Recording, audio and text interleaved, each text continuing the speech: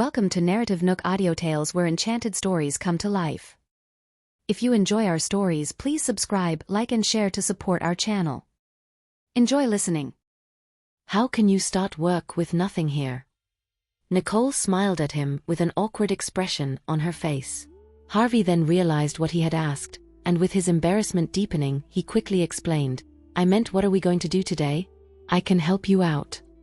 He then observed her mood and mannerism. "Oh, I'm here to plan out the workspace and see how I can furnish the area." Nicole looked at the vast space and started to ponder. "It's not easy. I'll look for a designer for you.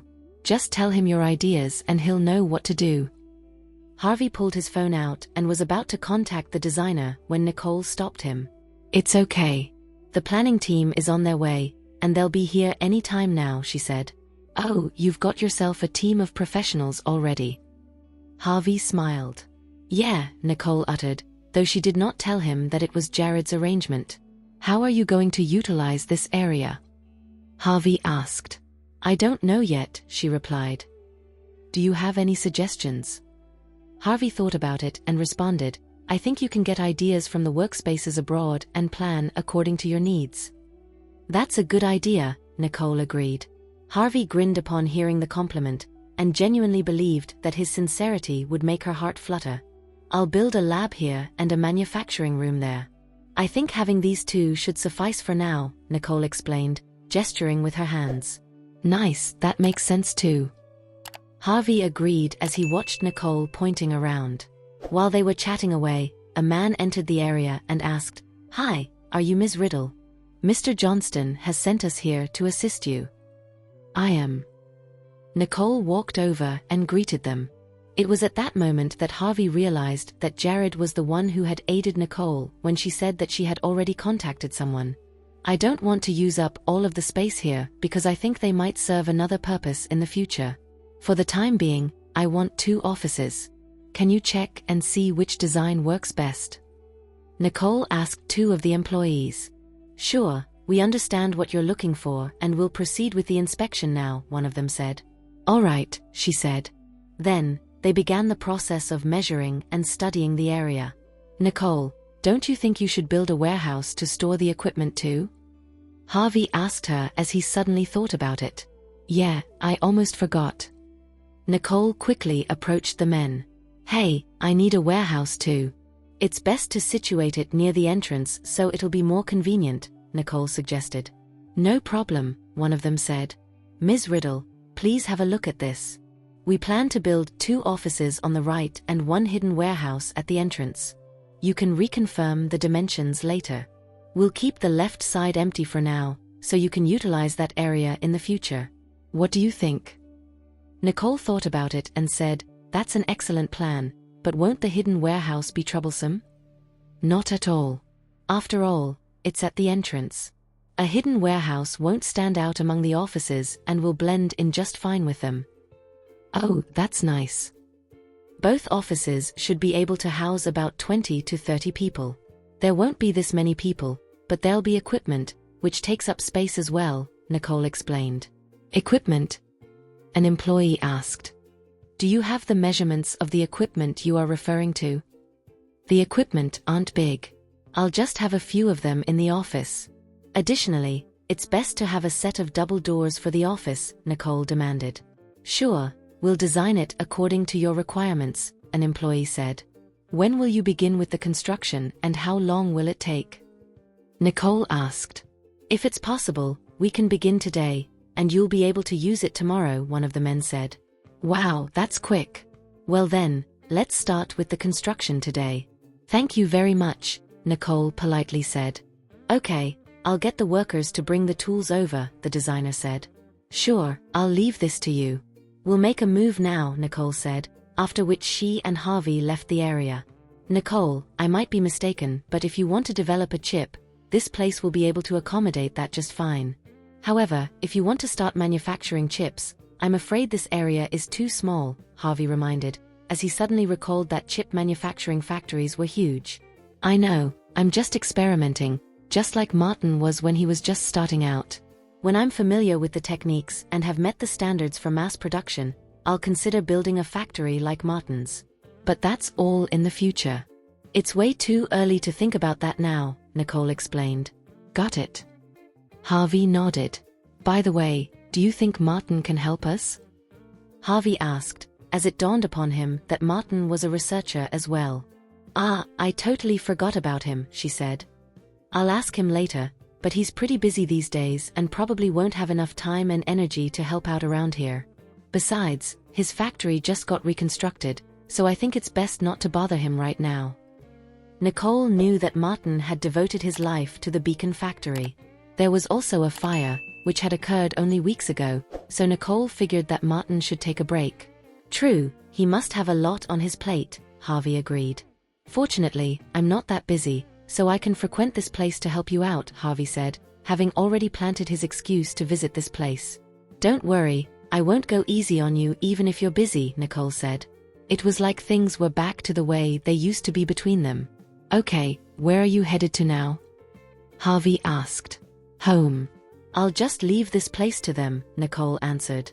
Grandma is doing well these days, so you don't have to pay her any visits today, Nicole added quickly. I don't mean it that way, Harvey flashed her an awkward smile. Don't overthink it. I'm not trying to stop you from going there, but Grandma is really doing well now. Nicole explained as she realized that she was being too straightforward. It's fine. Let's just go.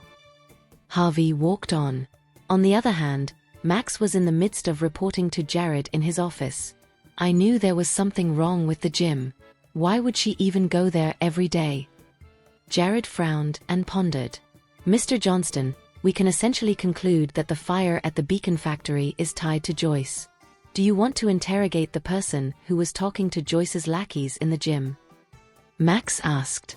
Not for now. Even if we're certain that Joyce did it, we still won't be able to capture her. Things are not as they used to be. She has the support of some big players now. What should we do then? Monitor her closely, Jared said. As long as she doesn't harm any of our men, just ignore her. I need you to orchestrate a ploy to keep the McCarthys held up in the country, so that we can temporarily sever their connection with their allies from abroad. And also, I need you to find out who she has been getting support from. We have to start from the roots, Jared added as he gave Max a solemn glare. Yes, sir, Max replied. Have you gotten any updates regarding Henry? Jared looked at Max. The head of his security detail is planning to leave, but Henry won't be following him. For the time being, he is staying back with only a few bodyguards, Max reported. A good opportunity indeed. Bring him back now, Jared ordered. Yes, sir. That's all for now. You may leave. Max left the office, and Jared proceeded to glean information about the man who had contacted Nicole last night. Suddenly, another person opened the door to Jared's office, revealing Fiorella behind it. Long time no see, Mr. Johnston. Fiorella smiled. Miss Fisher, are you here because you miss my coffee or something? Jared teased. Yeah, everyone misses your coffee, Mr. Johnston. Fiorella took a seat across from Jared. Jared smiled and the secretary strutted in with some coffee, as she knew Fiorella's character. She would demand coffee whenever she visited, so the assistant proceeded to serve her coffee without her asking this time. Nicole looked at the assistant and smiled as she said, "You're getting smarter." In response, the assistant served her the coffee and left politely. What are you busy with, Mr. Johnston? Fiorella asked. Jared quickly turned his computer off and said, What else? Just the never-ending pile of documents. Mr. Johnston, you're going to wear yourself out if you do everything by yourself. Why don't you hire a trustworthy subordinate and take care of yourself? Don't just work for the money. There's little meaning to life if that's what you're going to be doing all day, don't you think? Fiorella said before taking a sip of the coffee. That's the ideal scenario, Ms. Fisher, but everyone plays a different role in society, and not everyone can live a life like that. Jared expressed his resignation to his position in society. Not everyone can, and that includes me, he finished. Though they can't, I think that shouldn't be an issue for you, Mr. Johnston. Fiorella looked at him. You're flattering me, Jared said and proceeded to look at a document. There's a party tonight. Would you like to enjoy it with me? Fiorella arched her brows as she looked at Jared, hoping that he would accept her invitation. No thanks. Places like that don't suit me.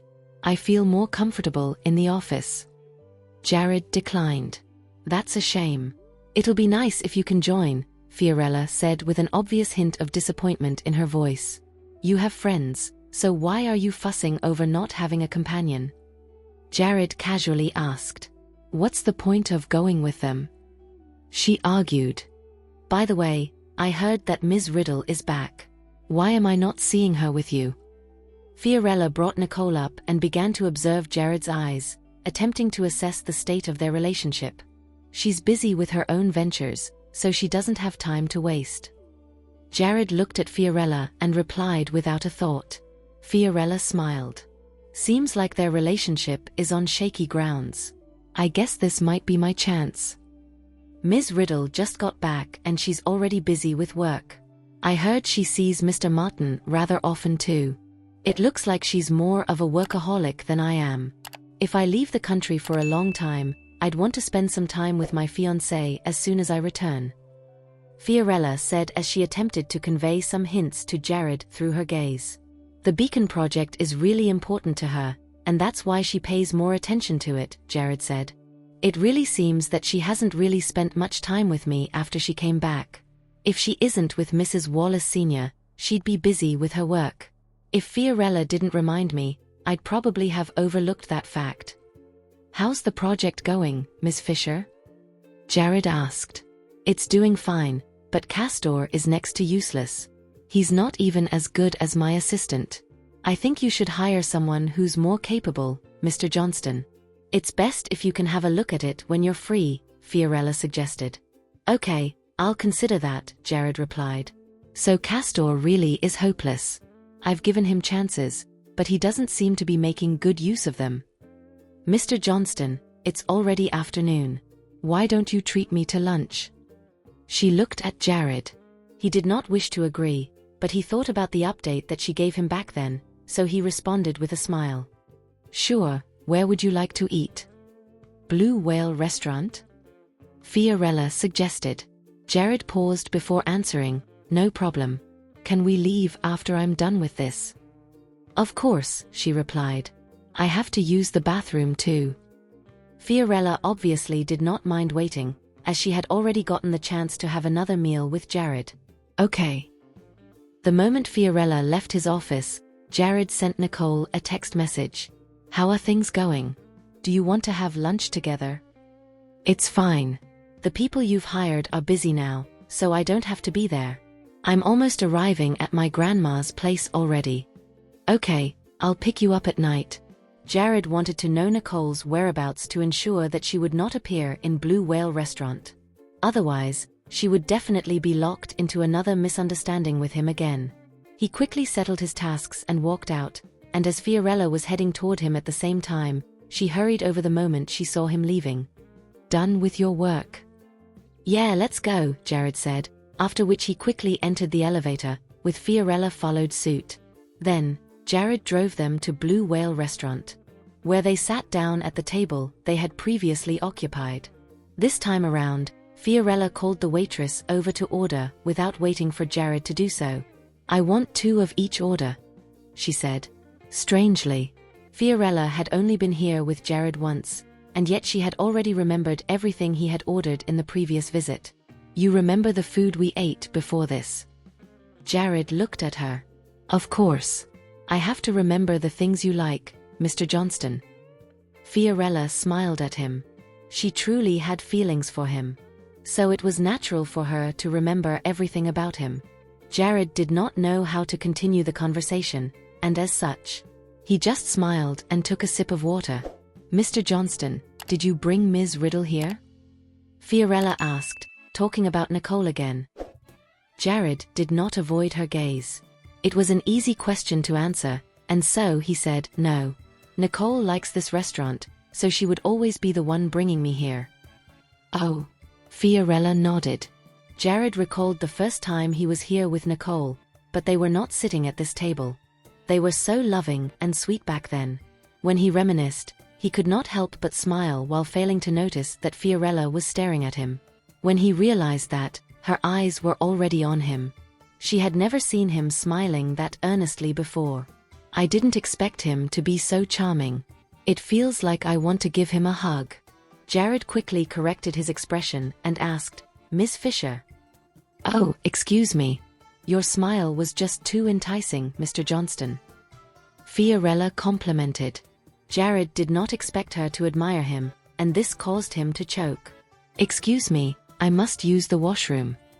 Jared quickly got up as he could only calm himself down elsewhere. Fiorella smiled as she watched him leave. "Is he being shy? I didn't know he had a shy side to him. Point one." Jared stayed outside for some time, and only went back to his table when he felt that the dishes were about to be served. Before he reached his table, however, he saw a man talking to Fiorella. He thought that the man was a friend of hers, and so, he did not walk over and just watch them from afar. But after some time, he noticed that there was something weird about the expression on her face, so he walked over. That man was pestering Fiorella, and he seemed to be asking for her number. The instant Fiorella saw Jared, she quickly stood up and hurried over to him with a look of distress on her face. "Mr. Johnston, this man is harassing me." Jared frowned at that man, who glared at Jared fearlessly and asked, "Do you know each other?" "He's my boyfriend," Fiorella said without waiting for Jared to respond. Jared looked at her. How could she say this? Just when he was about to explain, Fiorella stopped him. The moment he saw the look of bewilderment on her face, he gave up on trying to explain himself. Thus, he resorted to telling the man coldly, "Leave before you piss me off."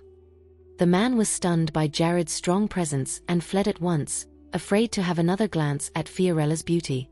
Meanwhile, Fiorella was feeling safe as she stood behind Jared's tall figure. He turned around and asked, "Are you okay?"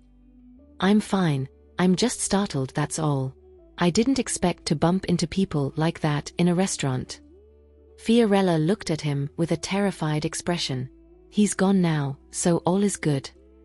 Jared comforted her and took her to her seat before sitting on his own. At that moment, a waitress walked toward them. "Mr. Johnston, your wine and dishes." Jared nodded and raised his glass to Fiorella. "Drink some to calm yourself down." Fiorella was at ease after sitting down as she struck her glass against Jared's. "Thank you, Mr. Johnston. If it wasn't for you, I really wouldn't know what to do.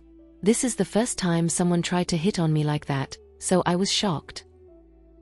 Fiorella tried her best to be meek before Jared so he could naturally display his protective nature. Even if he knew how to control it, he would still subconsciously protect her, which was what she wanted. Jared did not think much about it as he thought that it was normal for women to be startled whenever strangers made unsolicited moves on them. That was why he was not repulsed by her actions when she was in fear. To him, it was in the nature of men to be protective. "Let's have our meal," Jared said, using the food as a means of diverting Fiorella's attention. "Okay. By the way, the wine you wanted is ready, but you haven't claimed any of it yet," he said. "I'll just leave it with you for now and get it next time," she replied, making up an excuse to meeting him again. "Okay." Jared knew her intentions, but he did not wish to expose her.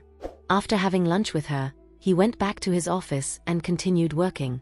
On the other hand, Nicole had gone home when she received a text from Zeke. "Didn't we agree to study about the mission last night? Why did you not have a signal, all of a sudden? Did something happen?" Zeke was busy worrying about her for the entire night. Nicole quickly replied to him after reading his text. "I'm fine. The connection was lost last night. Do you need me to help you out now?" "Yes." She received his reply in an instant. "Okay, I'll turn on my computer upstairs." Nicole went back to her room and turned her computer on. "Send me your mission." After some time, Zeke sent the task over to her computer. She looked at it thoroughly and found out that it was a mission to crack the classified details of a team's mission. So that is why the reward is a badge of the Rebbe family. This is a tough mission, and we might still get ourselves in trouble if we succeed, she thought. "Zeke, do you know the risks associated with this mission?" Nicole asked him through text message. If he was unaware, She had to let him know. I know, and that's why I want to try it out. You should think twice. This is something very serious. If your details ever get exposed, you might be killed. If that happens, you won't get the badge and you'll also lose your life. Nicole reminded him. I'm prepared for that. Just enlighten me on the strategy and what I should do. You, though, should stay out of this. Zeke was worried that he would drag Nicole down with him if he failed the mission, which would result in an outcome too terrifying for him to bear. Since you're ready, let's proceed. Nicole checked the details and sent them over to Zeke. Then, she guided him via video call. 3 days later, Harvey walked into Nicole's office with 4 specialists in chip development. Nicole, I've gotten some experts to help you out. You can start introducing yourself. Harvey looked at Nicole. Nicole smiled as she greeted Harvey. I'm Nicole, the person in charge here. I was the one who had established this project, and it's an honor to have you join us in this enterprise. Welcome. Nicole looked at the 4 specialists as she introduced herself. It's an honor. I'm Terry Anderson, and I've heard about you and Mr. Johnston. You're really beautiful, Ms. Riddle, one of them introduced. These are my good friends, Fabe Wynn, Keith Robertson, and Mark Lee. Terry introduced them to Nicole. It's an honor to be here, they greeted Nicole. Hello everyone, welcome. Do you have any subordinates? Nicole looked at them and asked. She could not just have professionals working with her, as she also needed staff members. We do. All of us have apprentices.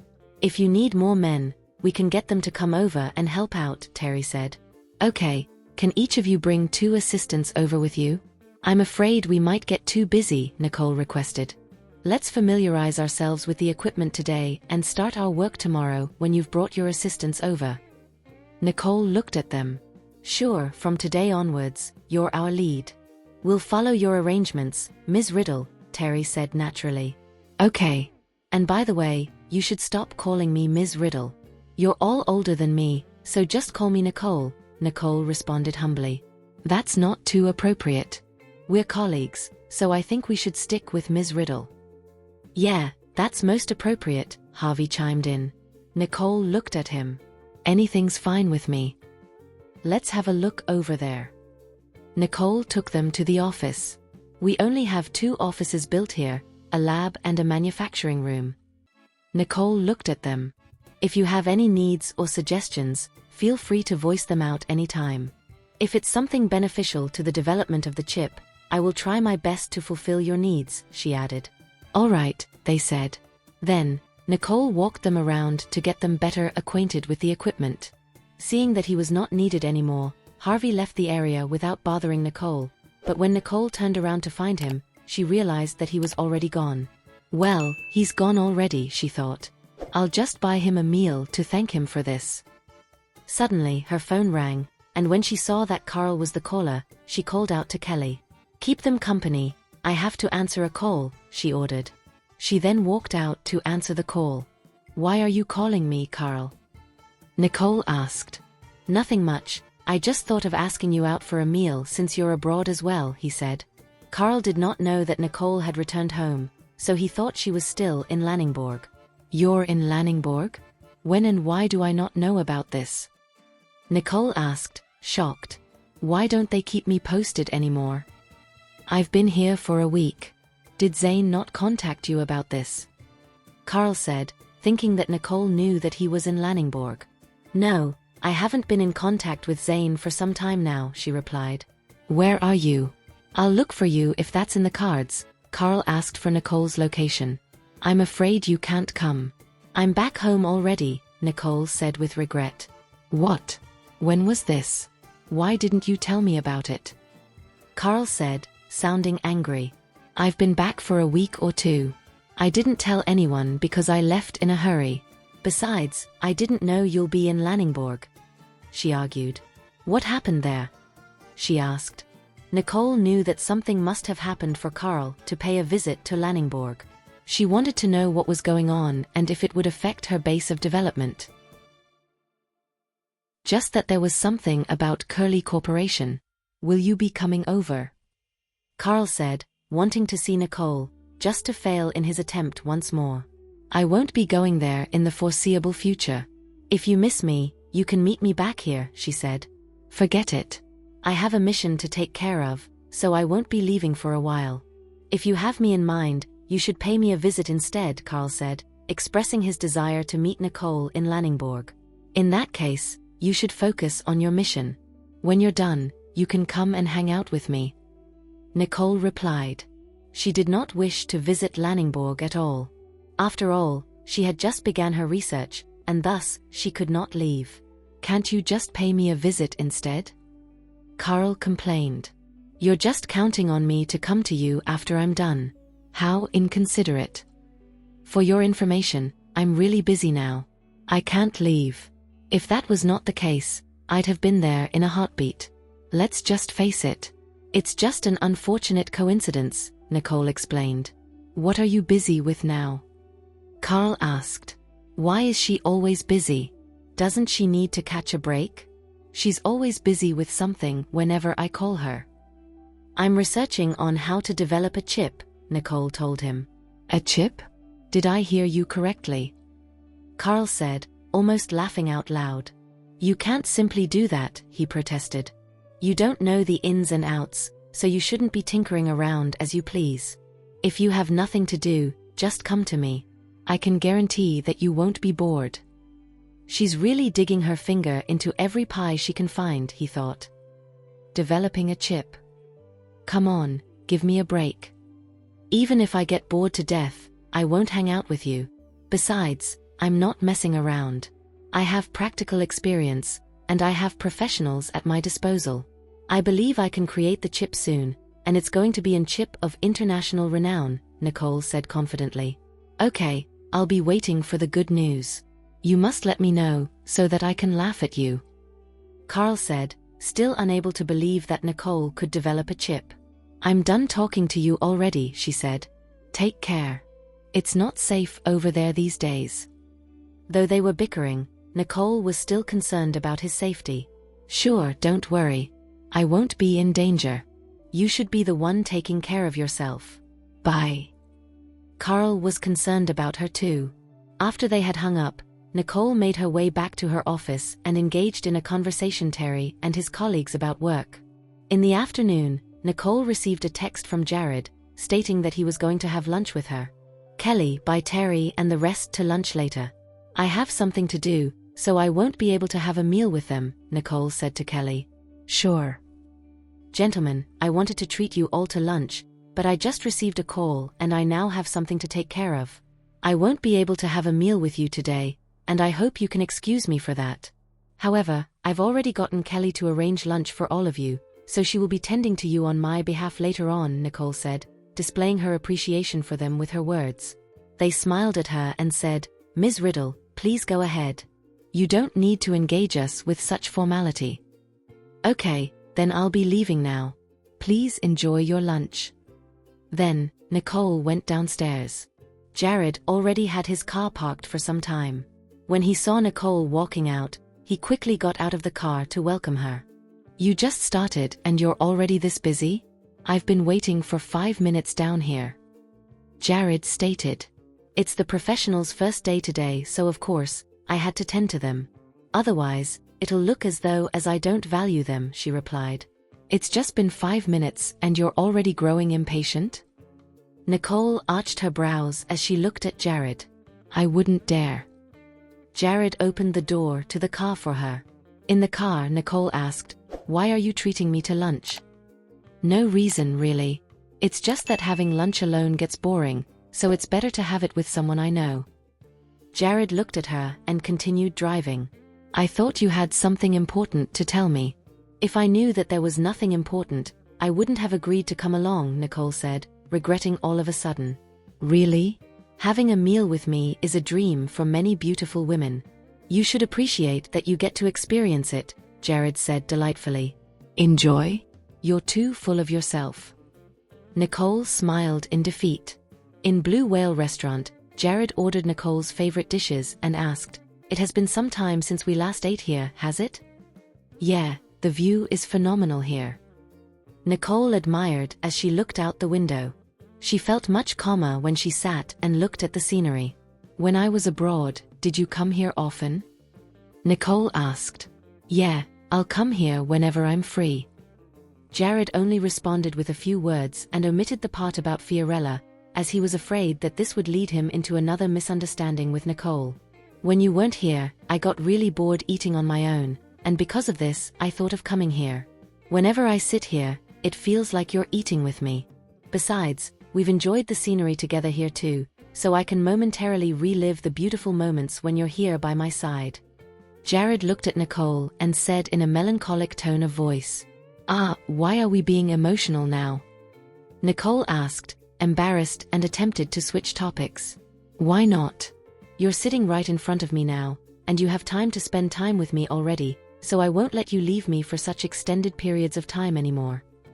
Jared looked at her possessively, though he continued speaking in a gentle tone of voice. Nicole blushed. "I just left for work, and I didn't know he'd miss me this much." Then, she took a bite of the dessert she liked and passed it to Jared. "I really like this. Give it a try." Jared had never liked food items such as these, but he did not decline the dessert that Nicole had given him. Instead, he looked at Nicole with a smile and ate it. It was then that Nicole realized that she had passed the dessert to Jared with her spoon on the plate after seeing him taking a bite. "Now, this is too embarrassing." "It's good." Jared complimented it unknowingly, as even he was shocked by the gesture and the taste of the dish. Perhaps, he was just expressing his love for Nicole. "Good, I was afraid that you wouldn't like it," Nicole said. She was still feeling embarrassed and thought that Jared would not notice that. Besides, she had never seen Jared eating a dessert on his own volition. He had just ordered it for her, just like what he had done this time. "Did you not visit your family after you came back?" Jared asked, as he suddenly thought of the Riddle family. "Yeah, I don't know how Mum and Dad are doing now," Nicole replied. "I'll accompany you after work to pay them a visit." Jared suggested out of the blue. "You want to accompany me?" Nicole looked at him in surprise, as she wondered if he really was asking to visit the Riddle family. What has gotten into him? "That's right. Didn't your parents mention that they haven't seen me in a long time? I've always wanted to visit them. Since I'm pretty free today, let's pay them a visit after work." Jared calmly explained to Nicole. "Okay, but you'll have to pick me up then," requested Nicole. "No problem," he said. Suddenly, an idea popped up in Nicole's mind. She turned to Jared and looked at him shyly as she did not know how to bring it up. "What's the matter?" Jared posed the question, as he realized that Nicole had something to tell him. "The last time I returned home, my parents asked me about our wedding." Nicole glanced at Jared awkwardly. Jared understood what she meant and replied, "So, what you're trying to say is, you want me to be mentally prepared for the questions?" "That's right. If they happen to ask any questions which you're not comfortable with, can you?" "Don't worry. I know what to do. I won't put you in a difficult position," Jared assured, as he knew what she was thinking. Nicole heaved a sigh of relief and a smile gradually appeared on her face. "That'll be great. Actually, the last time I returned home, I've promised them that we'll get married soon." When Jared heard this line, he almost spat the wine out of his mouth, whereupon he looked at Nicole in disbelief. "You've promised them? Are you okay?" Nicole passed him a paper towel hurriedly. Jared waved his hand to indicate that he was fine. "It's not as you imagined. At that time, I only mentioned that we would think about it when the both of us are not as busy. I did not give them a specific timeline, so don't you worry about it," Nicole quickly explained to Jared. Hearing this, Jared issued a sigh of relief. Marriage was truly a significant matter. Regardless of what, the both of them should communicate about it. Fortunately, Nicole had not made them any promises. Otherwise, the both of them would be in great trouble. "Actually, I did think about our wedding, but there have been a lot of things happening as of recent," he said. "I'm worried that you wouldn't be in the right mood for it, so I never mentioned it to you. I was waiting for the right time to discuss it with you. Since you've already mentioned it, I thought I'd express my thoughts to you now." Jared spoke to Nicole with an affectionate look in his eyes. Seeing that Jared was speaking about the matter in a serious manner, Nicole gulped and stared at him with a look of solemnness in her face. I have thought about working on the wedding preparations soon. Since we're on the same page, I guess the universe has spoken. Let's go to your parents' place and talk about this after lunch. What do you think? Jared suggested to Nicole with an equal degree of solemnness. Well, I actually wanted to tell you that I don't intend to talk about our wedding today, she said. We've been really busy with work for the past months, and work has truly just begun to catch up on my end. It's not the right time to have our wedding now. Therefore, the sole purpose of the visit today is purely to just check on my parents. If my parents do not mention the wedding, let's just remain silent about it. Otherwise, we'll have a lot of explaining to do. Nicole looked at Jared with her forehead creased and a brow raised.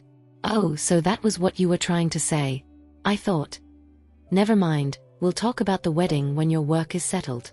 I'll just accompany you to visit your parents today, Jared said, having understood Nicole's intentions and respected her decision. Thank you for understanding. Nicole smiled at him. No biggie. Let's continue eating, he said. After lunch, Jared drove Nicole to the Riddle residence. On the way there, they bought the family some gifts. They slowly drove into the house. After they had parked the car, Nicole and Jared got down and entered the house together. Mum, Dad, I'm back, Nicole shouted as she pushed the door open. Thank you for listening. If you have enjoyed this story, please like and share so others can see it too. Also hit the subscription button and notification bell so you can be notified on our next release. Thank you for your support. God bless you.